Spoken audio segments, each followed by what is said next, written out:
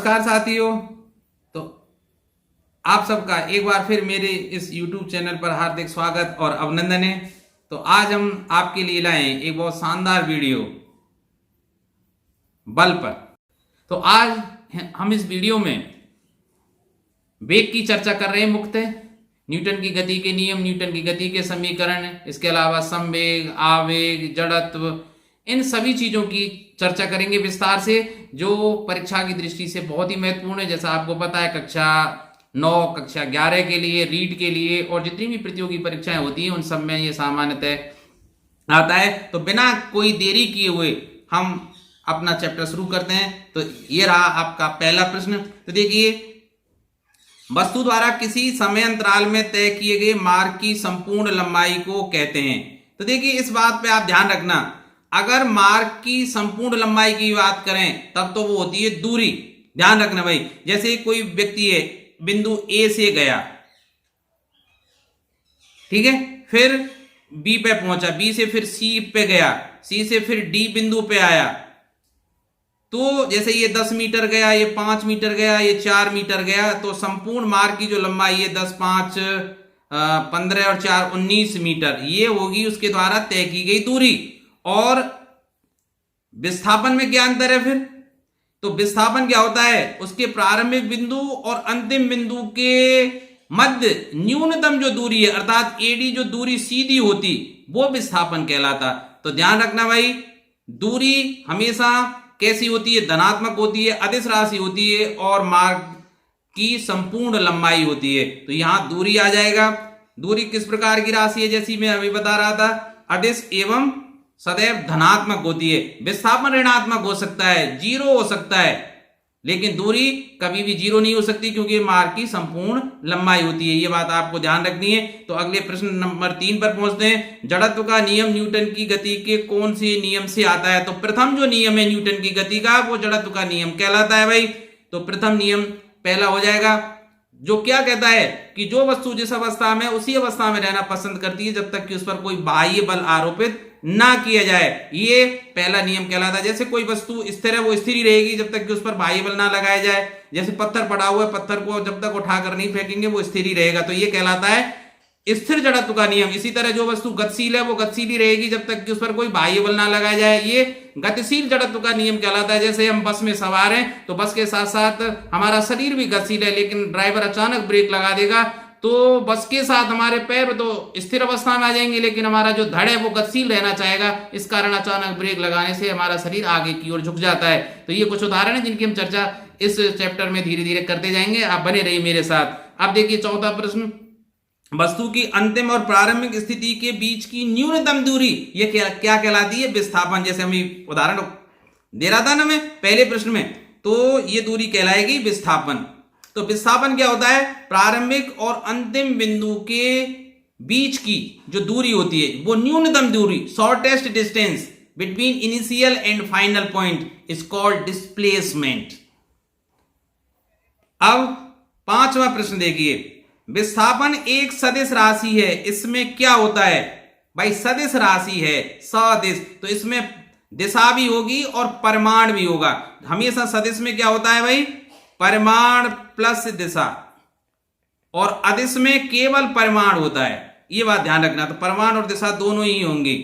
विस्थापन का मान हो सकता है, मैंने बताया था ना, विस्थापन का मान जीरो भी हो सकता है, विस्थापन का मान धनात्मक भी हो सकता है और विस्थापन ऋणात्मक भी हो सकता है। जैसे मैं एक उदाहरण दूं, कोई व्यक्ति है बिंदु ए पर और यहां से वो पूर्व की ओर गया बी बिंदु तक, ये 10 मीटर गया, फिर वो वापस इसी बिंदु से और 10 मीटर की दूरी बिंदु ए पर आ जाता है। तो इसके द्वारा चली गई दूरी तो 20 मीटर हो जाएगी, लेकिन इसका विस्थापन 0 हो जाएगा, क्योंकि वो बिंदु ए से गया और वापस बिंदु ए पर ही आ गया। तो इनिशियल और फाइनल पॉइंट के बीच की शॉर्टेस्ट डिस्टेंस क्या हो जाएगी? 0। तो विस्थापन 0 भी हो सकता है। ऋणात्मक भी कैसे हो सकता है? वो बी बिंदु से 15 मीटर उसी दिशा में चलता है भाई। तो ये सी बिंदु, तो बी से तो ये कितना है? 15 मीटर है, लेकिन ए से कहां है? विपरीत दिशा में, इसलिए विस्थापन इसका 5 मीटर हो जाएगा इस समय। तो माइनस भी हो सकता है, ये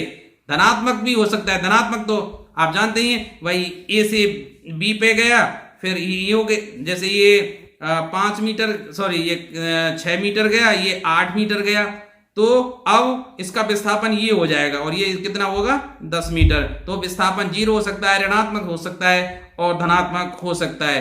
तो अब चलते हैं हम 7वां प्रश्न। देखिए, कोई वस्तु इकाई समय में जितनी दूरी तय करती, इकाई समय में, ध्यान रखना भाई, तो वो क्या कहलाती है, चाल। क्योंकि चाल बराबर क्या होता है, दूरी बटे समय, ध्यान रखना भाई।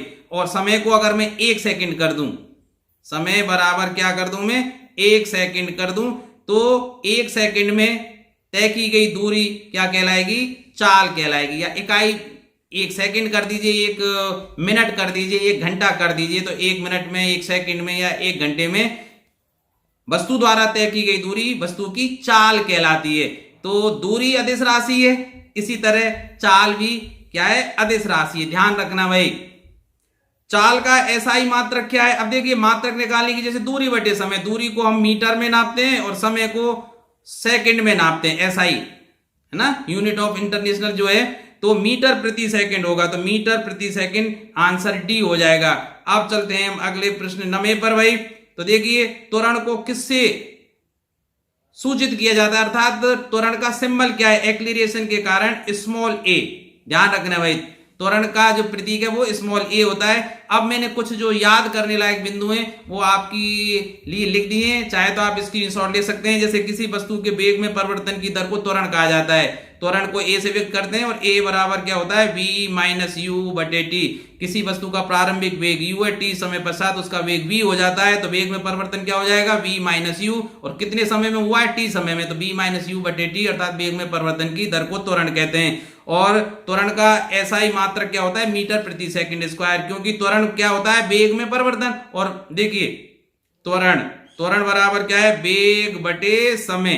तो देखिए वेग क्या होता है, मीटर प्रति सेकंड, और समय को फिर सेकंड में नापेंगे, तो क्या हो जाएगा, मीटर प्रति सेकंड स्क्वायर। यदि वेग का परिमाण समय के साथ बढ़ रहा है तो वस्तु का त्वरण कैसा होगा, धनात्मक। भाई समय के साथ साथ किसी वस्तु का वेग बढ़ रहा है तो वेग कैसा होगा, धनात्मक। यदि वस्तु के वेग का परिणाम घट रहा है तो त्वरण ऋणात्मक भी हो सकता है, और ऋणात्मक त्वरण को क्या कहा जाता है, मंदन कहा जाता है, रिटार्डेशन। ठीक है, ये बहुत अच्छे पॉइंट हैं, आप इनको याद कर लेना। तो अगला पॉइंट है, न्यूटन ने गति के नियम अपनी कौन सी पुस्तक में और कब प्रतिपादित किए थे, भाई ध्यान रखना। तो ये था, देखिए प्रिंसिपिया पुस्तक थी, मुझे याद है, और सन 1678 नहीं था, 1687 था। तो यहां D will be correct answer, इसको याद करने ना भाई आप।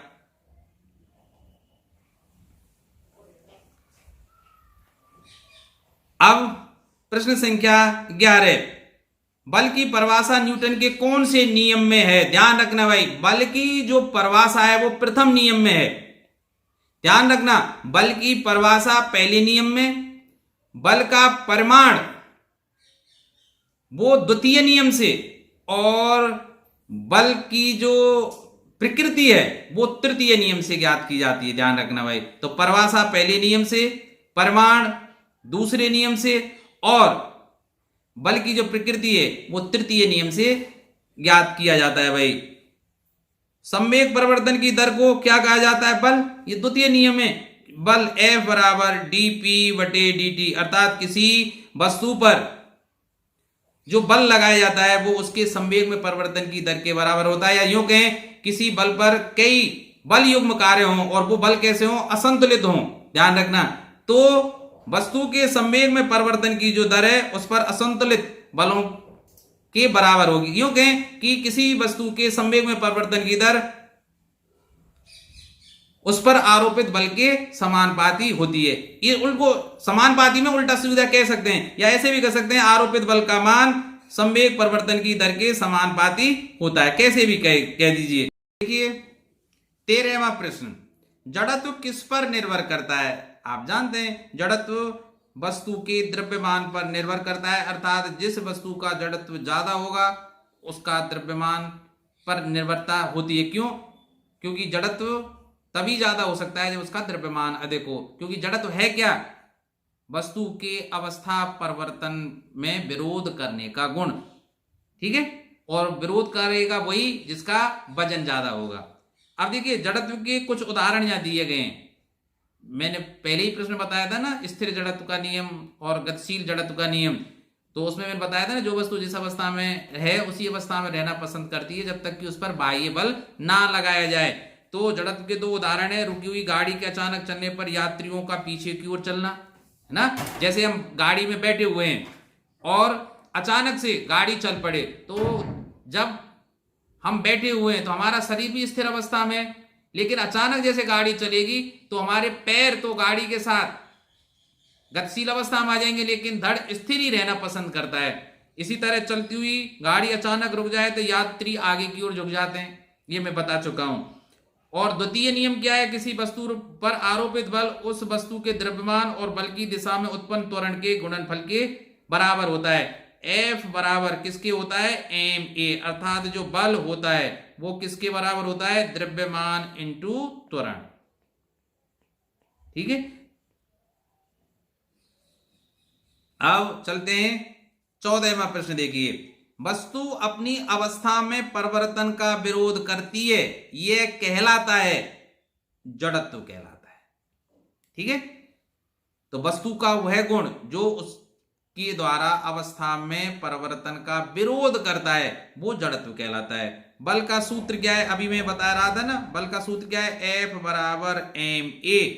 ठीक है, या ऐसे कह सकते हैं कि त्वरण बराबर F बटे m, अर्थात बल में द्रव्यमान का अगर हम भाग दें तो क्या आ जाता है, वस्तु पर आरोपित त्वरण का मान आ जाता है।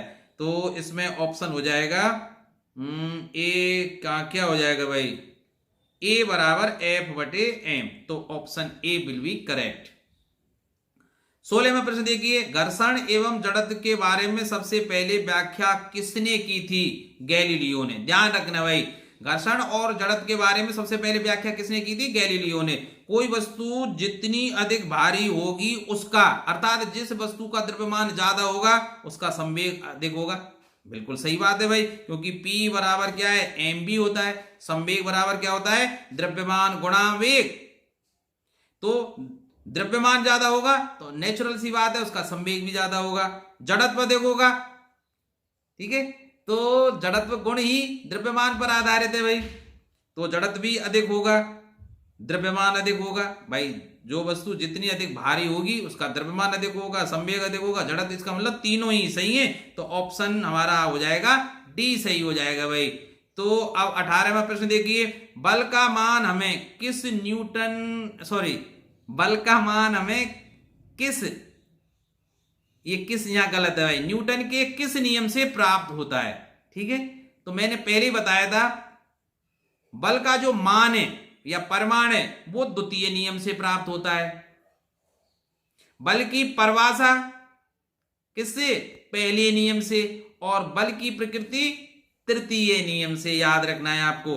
आ ही गया प्रश्न, बल की प्रकृति का पता हमें किस नियम से लगता है, तृतीय नियम से, क्योंकि तृतीय नियम क्या कहता है, प्रत्येक क्रिया के बराबर विपरीत प्रतिक्रिया होती है। Every action has its equal and opposite reaction. प्रत्येक क्रिया के बराबर एवं परिमाण में विपरीत, ठीक है, दिशा में विपरीत, परिमाण में बराबर विपरीत प्रतिक्रिया होती है। अब देखिए अगला प्रश्न, 20वां प्रश्न देखिए, क्रीम निकालने की मशीन और वॉशिंग मशीन किस बल पर कार्य करते हैं, वो अपकेंद्रीय बल पर। जानते हैं ना, इसमें क्या होता है, किसी वस्तु को जब तेजी से घुमाया जाता है तो उसमें उपस्थित जो कण हैं वो पेंदे की ओर भागते हैं, या हल्के कण वो, मतलब भारी कण तो नीचे की ओर आ जाते हैं और जो हल्के कण वो ऊपर की ओर। इसी तरह जैसे क्रीम निकाला जाता है तो जो बसा के जो हल्के कण वो सतह पर आ जाते हैं। इसी तरह जब हम रक्त की जांच कराने जाते हैं तो उसको भी आपके एक टेस्ट ट्यूब में डालकर एक वृत्ताकार मार्ग में तेजी से घुमाया जाता है, जिसको सेंट्रीफ्यूज मशीन बोलते हैं। उस मशीन में घुमाने से वो जो भारी कण है, अर्थात जैसे हीमोग्लोबिन के कण है या WBC रक्त कण कहाँ है, वो सब नीचे बैठ जाती हैं और जो रक्त का जो प्लाज्मा है वो ऊपर आ जाता है। ठीक है, इसी तरह वॉशिंग मशीन में भी कपड़ों को सुखाने के लिए तेजी से उसको घुमाया जाता है, जिससे पानी वो निकलकर बाहर की दीवारों से टकराता है, और दीवारों में क्या वो छिद्र बने होते हैं जिनके द्वारा वो पानी कपड़ों का निकल जाता है। भाई गुरुत्वीय त्वरण जी का मान कितना होता है, आप जानते हैं जी का मान कितना होता है 9.8 मीटर प्रति सेकंड स्क्वायर। तो ये ऑप्शन पहला हो जाएगा भाई। सार्वत्रिक गुरुत्वाकर्षण जो नियतांक जी का मान है, तो जी बराबर होता है 6.67 इंटू 10⁻⁻11। अब इसका अगर मात्रक देखना चाहें तो आप मात्रक भी निकाल सकते हैं। कैसे निकाल सकते हैं भाई, तो देखिए जो सूत्र है वो क्या है कि F बराबर जी m1 m2 बटे आर स्क्वायर। मुझे जी चाहिए तो जी बराबर क्या हो जाएगा F आर स्क्वायर बटे m1 m2। F का मात्रक न्यूटन और आर स्क्वायर का मतलब मीटर स्क्वायर। तो न्यूटन मीटर स्क्वायर प्रति m1 m2 दोनों ही क्या है, किलोग्राम है, तो किलोग्राम स्क्वायर। ठीक है भाई, तो जी का जो मात्रक है वो क्या होगा, न्यूटन मीटर स्क्वायर प्रति किलोग्राम स्क्वायर। तो ये न्यूटन मीटर स्क्वायर प्रति किलोग्राम स्क्वायर। तो option C will be correct answer. अब बढ़ते हैं अगले प्रश्न पर। 23वां प्रश्न, जड़त्व का गुण किन वस्तुओं में पाया जाता है जो भारी हो, हल्की हो, गतिशील ना हो। अरे भाई जड़त्व का गुण तो मूल गुण है जो सभी में पाया जाता है, चाहे वो हल्की हो, चाहे भारी हो, गतिशील हो, चाहे स्थिर हो। अर्थात option D will be correct one, किसी भी वस्तु में पाया जाएगा। निम्न में कौन सा कथन गलत है, बल का SI मात्रक न्यूटन है। भाई ये तो सही है, बल एक सदिश राशि है, ये भी सही है। हमें तो गलत कथन निकालना है। गति के द्वितीय नियम में बल की परिभाषा है गलत, बल की जो परिभाषा है गति के प्रथम नियम में, तो ये गलत है। इसलिए करेक्ट आंसर सी, क्योंकि हमें तो गलत कथन ही निकालना था। गति के द्वितीय नियम में बल का मान है, ये बिल्कुल सही है भाई। अब देखिए 25वां प्रश्न, किसी वस्तु का वेग आधा हो जाए तो उसका संवेग होगा। आप देखिए भाई वेग आधा कर रहे हैं तो देखिए P अर्थात संवेग बराबर क्या होता है mv, अर्थात संवेग जो होता है वो किसके बराबर होता है, द्रव्यमान गुणा वेग, यही है ना। तो देखिए वेग आधा कर रहे हैं और द्रव्यमान परिवर्तित नहीं हो रहा है, तो संवेग भी क्या हो जाएगा, आधा हो जाएगा। तो डी। द्रव्यमान और भार में मुख्य अंतर क्या है, देखिए भार W वेट, द्रव्यमान को m से व्यक्त करते हैं तो W बराबर होता है mg का। तो इन दोनों में अंतर किसका होता है, g का, गुरुत्वीय त्वरण का। क्यों, क्योंकि द्रव्यमान में जब गुरुत्वीय त्वरण का गुणा कर देते हैं तो भार आ जाता है। जैसे मेरे अंदर अगर 60 किलोग्राम भार है, मेरा भार अगर 60 किलोग्राम है तो द्रव्यमान कितना होना चाहिए, 6 किलोग्राम ही होना चाहिए, क्योंकि जी का मान हम 10 मान के चलते हैं लगभग। ठीक है, तो गुरुत्वीय त्वरण का, तो ऑप्शन डी। अब देखिए 27वां प्रश्न, गति के कुल कितने समीकरण है, गति के 3 समीकरण है। पहला समीकरण क्या है, v बराबर u प्लस at। दूसरा क्या है, s बराबर ut plus half at square. और तीसरा समीकरण क्या है, v स्क्वायर बराबर u स्क्वायर प्लस 2as। यहां मैं बता देता हूं, किसी वस्तु का प्रारंभिक वेग u है, u क्या है, प्रारंभिक वेग, t समय पश्चात उसका वेग v हो जाता है और t समय में उसके द्वारा तय की गई दूरी s है। तो पहले समीकरण के द्वारा ज्ञात किया जाता है वस्तु का t समय पश्चात वेग, तो अंतिम वेग बराबर होता है प्रारंभिक वेग प्लस a त्वरण है और t समय है। इसी तरह द्वितीय जो समीकरण है उसके द्वारा t सेकंड में तय की गई दूरी ज्ञात की जाती है। तो s क्या है, कण द्वारा या वस्तु द्वारा तय की गई दूरी है, किसके बराबर होती है, ut अर्थात प्रारंभिक वेग गुणा समय प्लस हाफ a का मतलब त्वरण और t का मतलब समय का वर्ग। इसी तरह ये पहले और दूसरे को मिलाकर तीसरा समीकरण ज्ञात किया जाता है, जिसमें प्रारंभिक वेग, अंतिम वेग, त्वरण और दूरी के मध्य संबंध स्थापित किया जाता है। तो इसमें ऑप्शन थर्ड दबाई। गति का प्रथम समीकरण कौन सा है, b बराबर u प्लस at, अभी बताया दिया। गति का द्वितीय समीकरण क्या है, s बराबर ut plus half at square, ये ऑप्शन डी हो जाएगा। अब 20वां प्रश्न आपकी स्क्रीन पर, स्वतंत्र गति के लिए 1 किलोग्राम द्रव्यमान की किसी वस्तु पर 1 न्यूटन का बल लगाया जाता है तो वह, अब देखिए क्या दिया गया है इस प्रश्न में कि m बराबर 1 किलोग्राम है, बल कितना लगाया गया है, F बराबर 1 न्यूटन का। तो मैं क्या निकाल सकता हूं, त्वरण द्वितीय नियम से। A बराबर क्या होता है, F बटे m, अर्थात 1/1 बराबर 1 मीटर प्रति सेकंड, अर्थात वह वस्तु क्या होगी, 1 मीटर प्रति सेकंड स्क्वायर के त्वरण से गतिशील होगी। तो इसमें ये चाल की बजाय त्वरण होना चाहिए था भाई, तो option D will be correct answer. अब बढ़ते हैं हम आगे के प्रश्न पर। स्वतंत्र गति के लिए किसी वस्तु पर कोई बल लगाया गया, यदि बल का परिमाण तथा वस्तु का द्रव्यमान ज्ञात हो। सीधी सी बात है, बल F पता है हमें और द्रव्यमान पता है, तो मैं क्या निकाल सकता हूं, न्यूटन की गति के द्वितीय नियम से A बराबर F बटे m, अर्थात वस्तु का त्वरण ज्ञात कर सकता हूं। क्योंकि हम जानते हैं कि जो त्वरण होता है वो क्या होता है, बल बटे द्रव्यमान। तो सीधी सी बात है कि बल का परिमाण पता है, वस्तु का द्रव्यमान पता है, तो हम वस्तु का त्वरण ज्ञात कर सकते हैं। 31वें में सी आंसर हो जाएगा भाई।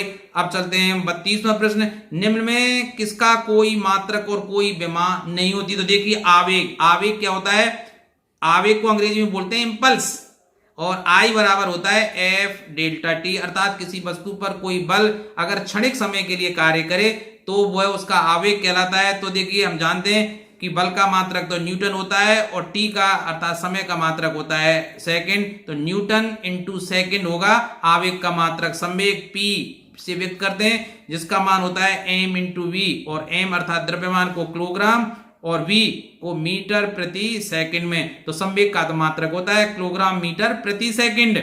और जड़त्व का नहीं होता, क्योंकि जड़त्व पदार्थ का मूल गुण है जो उसकी अवस्था में परिवर्तन के विरोध करने का गुण कहलाता है।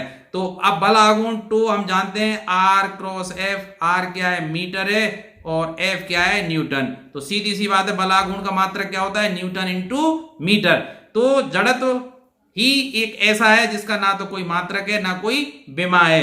अब देखिए जब किसी वस्तु की गति त्वरित होती है, तो सीधी सी बात है जब कोई वस्तु त्वरित गति से चल रही है, त्वरित जब ही होगी जब उस पर कोई ना कोई बल कार्य करे और उस बल का मान शून्य ना हो। तो ध्यान रखना उस पर कोई बल कार्य कर रहा है, सदैव उस पर कोई ना कोई बल कार्य करेगा, तो option D will be correct here.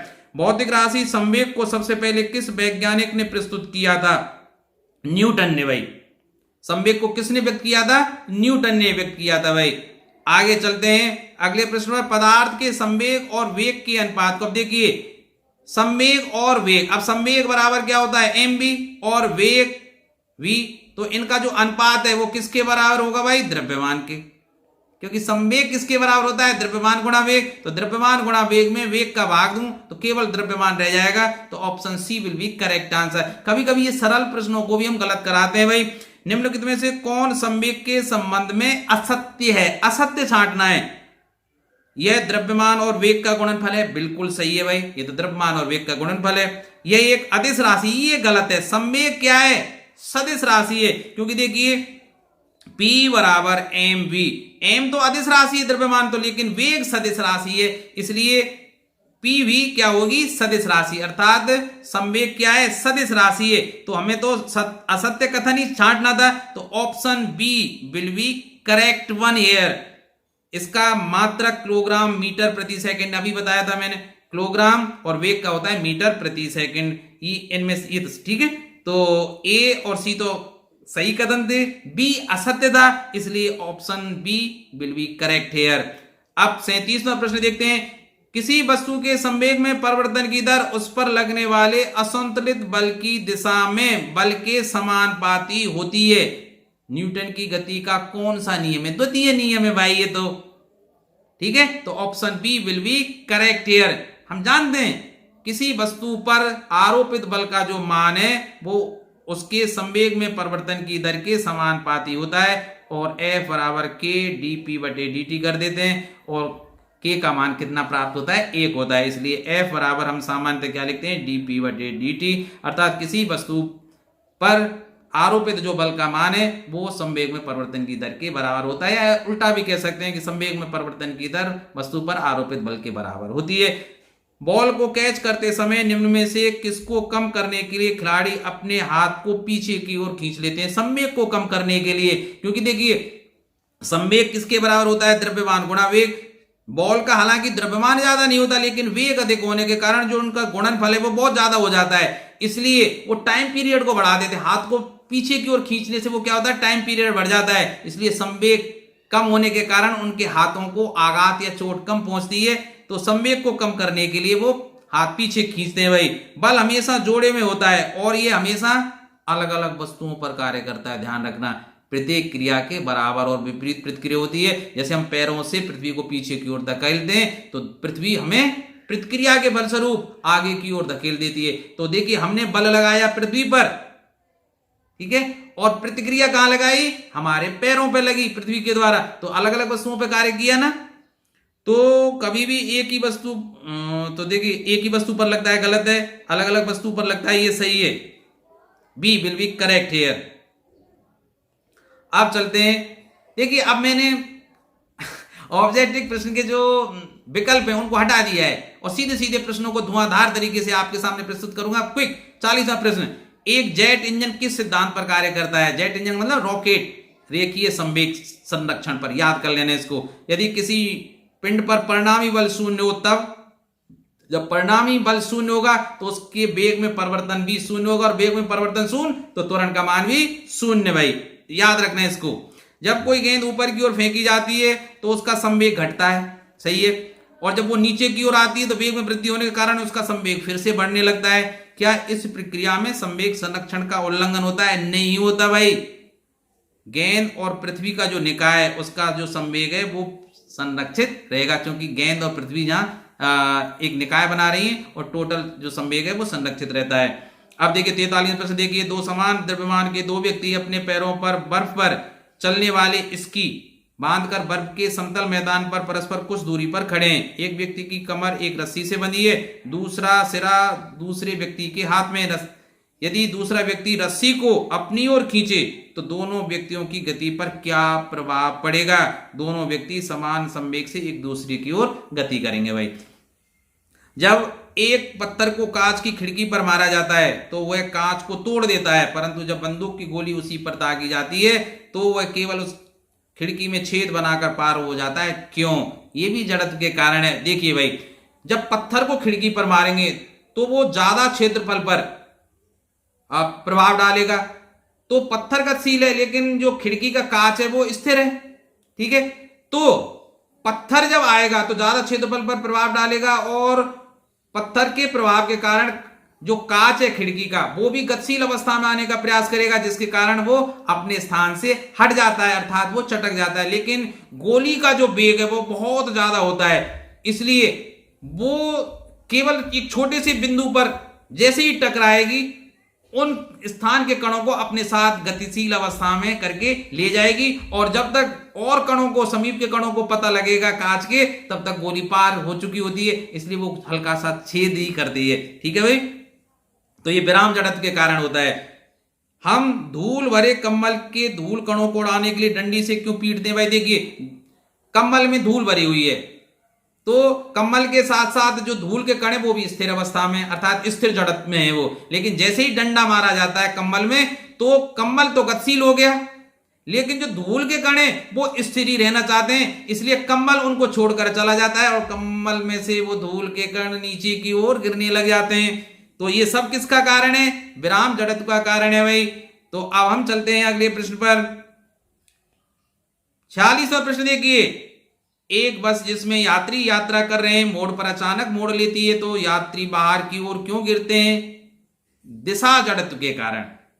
ठीक है, बस है वो एक किसी पर्टिकुलर दिशा में जा रही है तो उसके साथ साथ उसके यात्री भी तो जा रहे हैं भाई, लेकिन अचानक ड्राइवर ने उसको मोड़ दिया बस को, लेकिन हमारा जो धड़ है वो उसी दिशा में जाना चाहेगा। पैर बस के साथ उसी दिशा में मुड़ गए जिधर बस मुड़ी है, तो धड़ उसी दिशा में जाने के कारण, अर्थात दिशा जड़त्व के कारण हम बाहर की ओर गिर जाते हैं। आया समझ में? क्या एक व्यक्ति जो बंदूक से गोलियां दाग रहा है पीछे की ओर झटके का अनुभव करता है? बिल्कुल, प्रत्येक क्रिया के बराबर और विपरीत प्रतिक्रिया होती है। यह रैखिक संवेग संरक्षण का नियम है भाई। एक तैराक पानी को पीछे की ओर क्यों धकेलता है? न्यूटन की गति के तीसरे नियम के अनुसार आगे की ओर धक्का प्राप्त करने के लिए क्यों अपने हाथों से हम पानी को पीछे की ओर धकेलेंगे? तो ये तो हुई क्रिया। अब पानी प्रतिक्रिया क्या करेगा? हमें आगे की ओर धकेल देगा, क्योंकि हम जानते हैं प्रत्येक क्रिया के बराबर और विपरीत प्रतिक्रिया होती है। Every action has its equal and opposite reaction. आया समझ में? दोबारा से सुन लेना। क्या रैखिक गति में एक पिंड साम्यावस्था में हो सकता है? क्यों नहीं? किसी भी निकाय में आंतरिक बल गति उत्पन्न नहीं कर सकते। एक खिलाड़ी कूदने से पहले कुछ दूर क्यों भागता है भाई? जंपिंग वाले पहले क्यों भागते हैं? फास्ट बॉलर क्यों भागता है?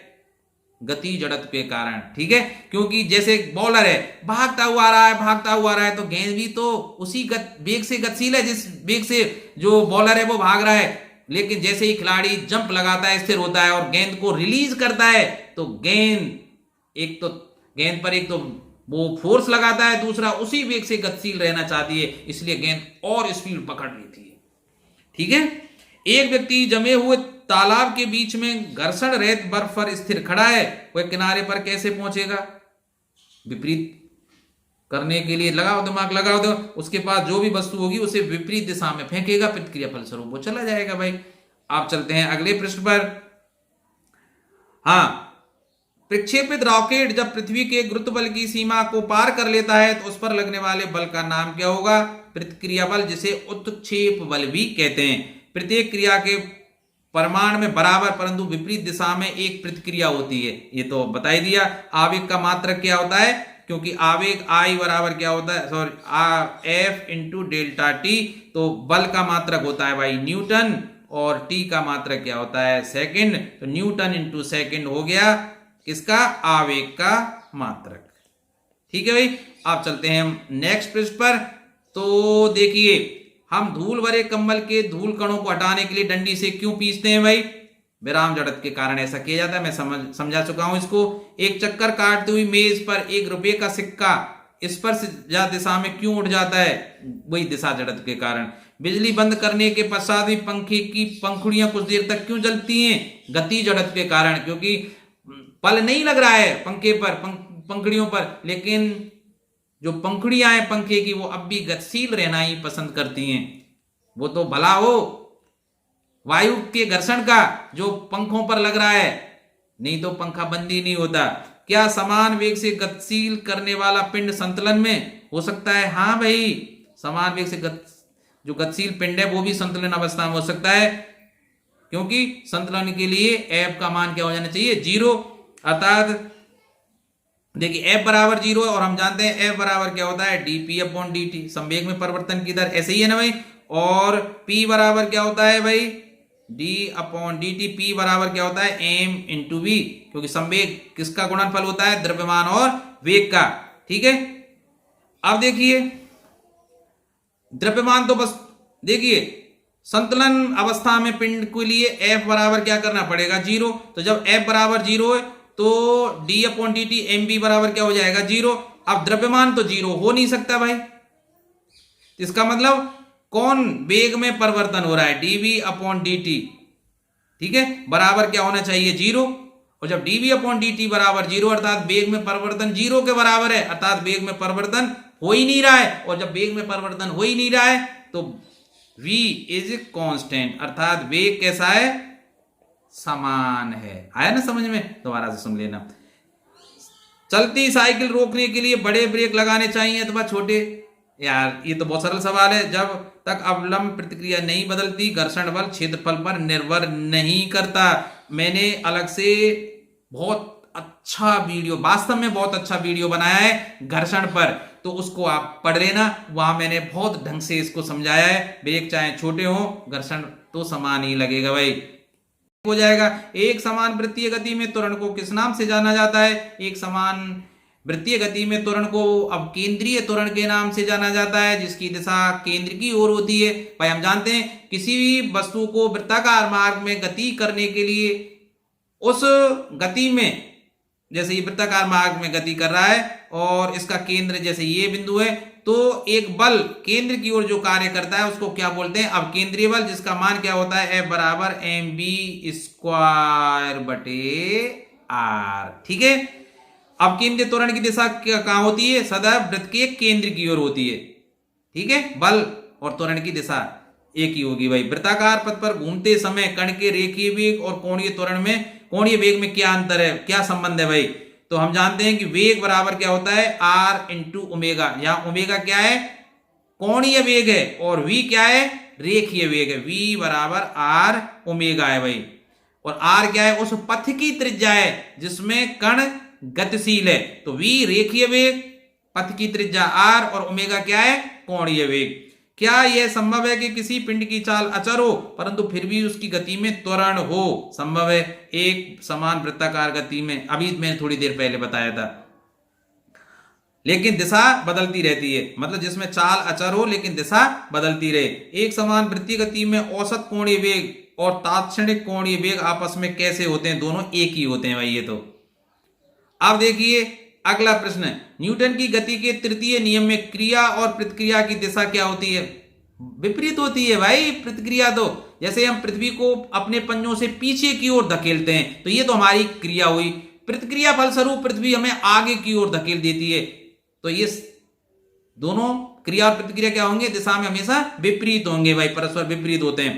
परवर्ती द्रव्यमान वाले तंत्र का एक उदाहरण दीजिए। सबसे बढ़िया रॉकेट है, क्योंकि इसमें जो द्रव्यमान है अलग अलग ऊंचाइयों पे जाके उस द्रव्यमान वाले खंड को अलग कर देते हैं, जो जलता जाता है उसको। क्योंकि भाई देखो इसमें बहुत सारी जो मतलब इसका जो ईंधन है प्रति सेकंड जलता है, तो द्रव्यमान इसका प्रति क्षण बदलता रहता है भाई। किसी दो संपर्कित पृष्ठों के मध्य स्थैतिक और गतिज घर्षण में किसका मान? हमेशा स्थैतिक जो घर्षण है, static friction is greater than dynamic friction. ठीक है भाई, तो गतिज घर्षण देखो एफएस क्या होता है?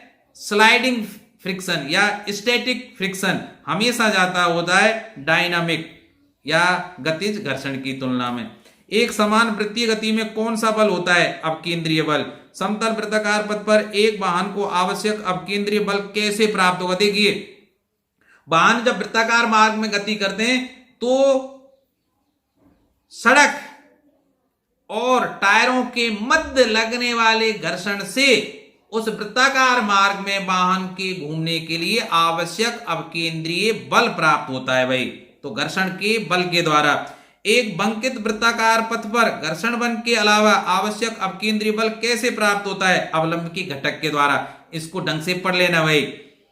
नियत वेग से गतिशील ट्रेन में इंजन की ओर मुंह करके बैठा एक यात्री एक गेंद को ऊपर की ओर उछालता है, तो गेंद वापस आएगी उसके हाथ में। क्योंकि देखिए जब यात्री ट्रेन में गतिशील है तो और उसके हाथ में गेंद है, तो जिस वेग से ट्रेन गतिशील है उसी वेग से यात्री गतिशील है और उसी वेग से उसकी गेंद गतिशील है। अब उसने गेंद को उछाला तो आप ये मत सोचिए कि ट्रेन आगे निकल जाएगी तो व्यक्ति आगे निकल जाएगा साथ में बैठा हुआ व्यक्ति और गेंद पीछे आगे गिरेगी, नहीं। क्योंकि गति जड़त्व के कारण गेंद भी उछाल दिया हमने फिर भी उसी वेग से गतिशील रहेगी और वो हाथ में ही आके गिरेगी। ठीक है भाई। न्यूटन के किस नियम से अन्य दो नियम प्राप्त कर सकते हैं? दूसरे से पहला और तीसरा नियम प्राप्त कर सकते हैं। इसको याद कर लेना भाई। दूसरे नियम से पहला और तीसरा नियम प्राप्त किया जा सकता है। न्यूटन की गति के नियम लागू होते हैं जड़त्वीय फ्रेम में। फ्रेम दो तरह के हो ना, जड़त्वीय और अजड़त्वीय फ्रेम।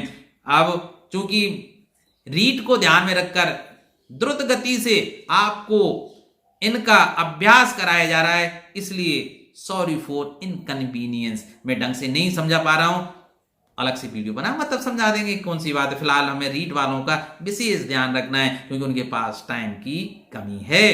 तो पृथ्वी की सतह पर स्थित स्थिर फ्रेम कौन सा होता है? अजड़त्वीय स्थिर होता है, लेकिन फिर भी हम उसको जड़त्वीय मान सकते हैं। दो सतहों के मध्य गतिक घर्षण बल निर्भर नहीं करता है सतहों के मध्य सापेक्ष वेग पर। एक साइकिल सवार पैडल मारकर साइकिल को गतिशील बनाए हुए, तब पहियों पर लगने वाला घर्षण बल निम्न प्रकार है। आगे वाले पहिए पर पीछे की ओर तथा पीछे वाले पहिए पर आगे की ओर। चलिए यहाँ 78वां प्रश्न देखिए।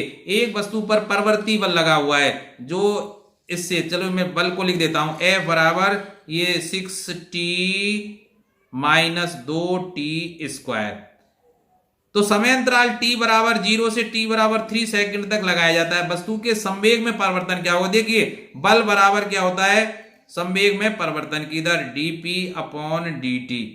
ठीक है, तो ये पूछ क्या रहा है, संवेग में परिवर्तन अर्थात केवल डीपी पूछ रहा है। तो डीपी बराबर क्या हो जाएगा, डीपी बराबर एफ इंटू डी टी। तो देखिए डीपी बराबर एफ अर्थात इसका क्या करेंगे हम, समाकलन कर देंगे। तो देखिए डीपी बराबर इसका सब समाकलन करेंगे।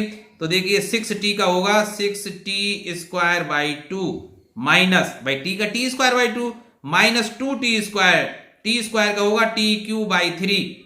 तो देखिए अब ये तो 3 हो गया। अब इसमें t बराबर 0 तो रखना ही नहीं है, क्योंकि 0 रखने से तो पूरा 0 हो जाएगा। तो dp बराबर हो जाएगा 3 टी स्क्वायर मतलब 3 का वर्ग, तो 3 का वर्ग माइनस 2 इंटू 3 का क्यू हो जाएगा 27 बटे 3। तो देखिए 3 का वर्ग 9, 9 3 27, तो 27 माइनस 9 दूनी 18, तो 27 में से 18 गए तो 9, तो 9 विल बी करेक्ट आंसर। जब कोई गोली बंदूक से दागी जाती है तो बंदूक प्रतिक्षेपित होती है, इस प्रतिक्षेपित गति को कम कर सकते हैं। कैसे कम कर सकते हैं, बंदूक को भारी बनाकर। एक गुटका एक टेबल पर रखा हुआ है, प्रतिक्रिया बल क्या होगा, ऊपर की ओर टेबल हमेशा जाने का, प्रतिक्रिया बल हमेशा ऊपर की ओर कार्य करता है। और वो हमेशा जैसे मैंने बताया दिया था, एक ये कोई सतह है और इस पर कोई गुटका रखा हुआ है ये, तो ध्यान रखना भाई, इस गुटके का जो द्रव्यमान है मान लीजिए एम है, तो इसका जो भार होगा वो नीचे की ओर कार्य करेगा, जो इस सतह को नीचे की ओर दबाएगा। लेकिन ये जो सतह है टेबल है वो इस गुटके पर ऊपर की ओर एक प्रतिक्रिया बल लगाएगी, जिसे हम आर से व्यक्त करते हैं। तो प्रतिक्रिया बल हमेशा ऊपर की ओर कार्य करता है। अब तो देखिए इसी के साथ ये प्रश्न हुए थे 80 प्रश्न मैंने कराए। इसी के साथ मैं इस वीडियो को यही विराम देता हूं। आशा है ये वीडियो आपको पसंद आया होगा, और यदि वास्तव में आपको पसंद आया है, हृदय से आप ये मानते हैं कि मैंने कोई अच्छा कार्य किया है, तो प्लीज आप इस वीडियो को लाइक कर दें, चाहे तो अपने मित्रों के साथ शेयर कर दें। अगर आपको इतना अच्छा लगता है कि मूल्यवान है कि वो किसी के काम आ सके, तो जरूर शेयर कर दें और अपने मित्रों को और अपने आप को कह सकते हैं किसके लिए, चैनल को सब्सक्राइब करने के लिए। आप इसी तरह मेहनत करते रहें, भगवान आपको आशातीत सफलता दिलाए जिसके लिए आप मेहनत कर रहे हैं। इसी दुआ के साथ मैं आपसे मिलने का फिर वादा करता हूं। ये ईश्वर पर निर्भर करता है मिल पाते हैं या नहीं मिल पाते हैं। तो अगले वीडियो तक आप सभी को मेरा हार्दिक अभिवादन, यथायोग नमस्कार, धन्यवाद।